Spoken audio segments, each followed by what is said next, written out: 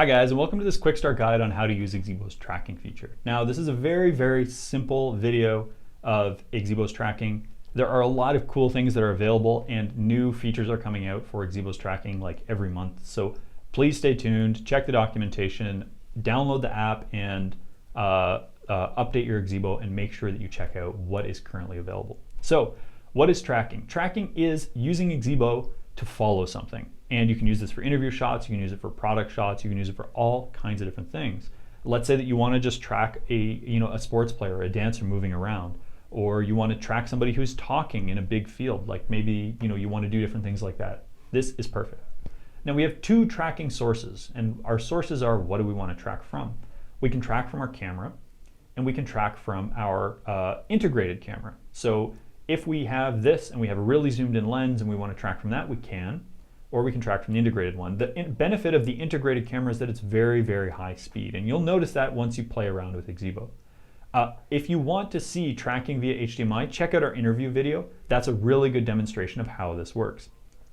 Now in this case, I'm going to be tracking through this camera.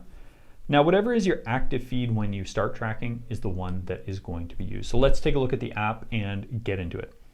So what you can see is that we can see our main app feed, and then we can see some controls below that. What I'm going to do is I'm going to start tracking something, and then we can adjust and see what's going on. So the first thing I want to do is I want to switch my feed. I'm not interested in tracking from the HDMI feed, not for this anyway. So what I'm going to do is, this is actually kind of silly, but I'm going to make AXIBO track itself. So I'm going to make it track the end of the slider. It's kind of like a weird thing, but you'll get why I'm doing it.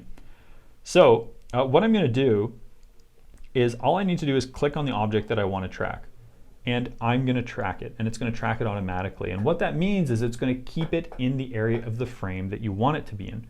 And right now you can see it's not moving, but let's add a little bit of motion. So you can see below here we have pan, tilt, and slide. So right now pan and tilt axes are enabled, which means that it will pan to follow and it will tilt to follow.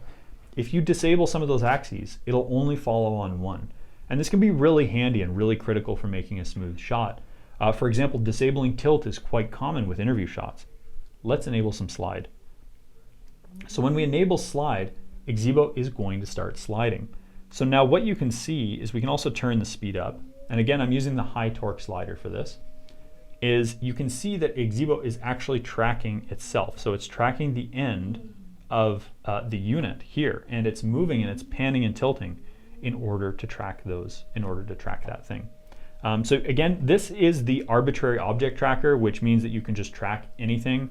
You can see our HDMI, I think our camera died, but it'll just track whatever you want. So it'll track anything that's not a human, basically. And you can see that AXIBO is really tilting down to try and look at itself. So I'm going to stop it here, and what we're going to do is I'll show you how to track a human, because that's a little bit different. So what I'm going to do is I'm going to pan up and take a look at Peter. Peter's over here helping us shoot this video. And so for tracking a human, what we do is we click on them and we click start tracking, but you'll notice that the tracking looks different. Tracking humans is much faster with AXIBO. You can probably see the response time is very high. And AXIBO is just going to move back and forth while it tracks him. But he could be running around in this room, he could be doing all kinds of different things, and AXIBO is just going to follow him. Same with if he was tracking through the HDMI feed. Now let's take a look at offset. Offset allows us to adjust his framing. So let's say that I want to look down a little bit more. I can do that. So I can look down and I can see things that are maybe lower, just change my framing.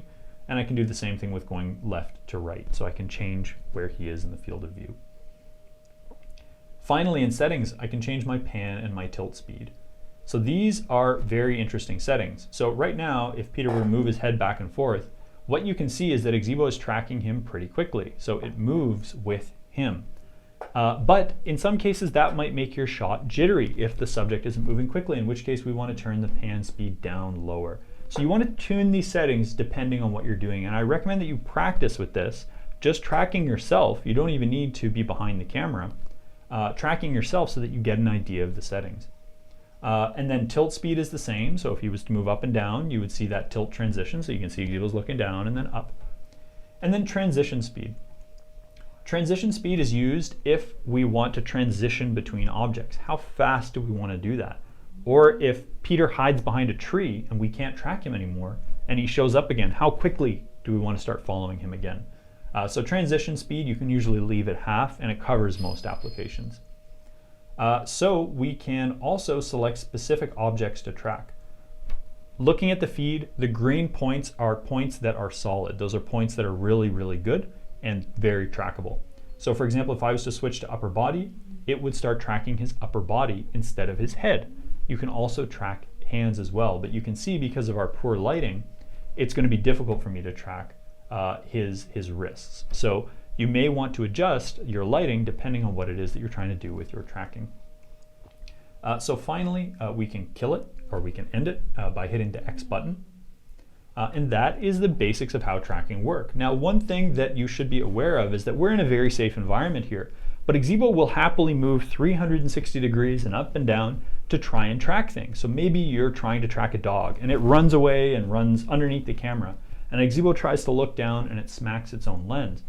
We have a safety zone for this. That is a safe region that your camera is going to move in.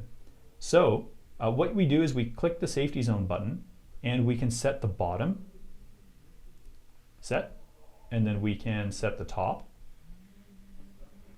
So we set the top, and then we're going to set our left, sorry, and then we're going to set our right.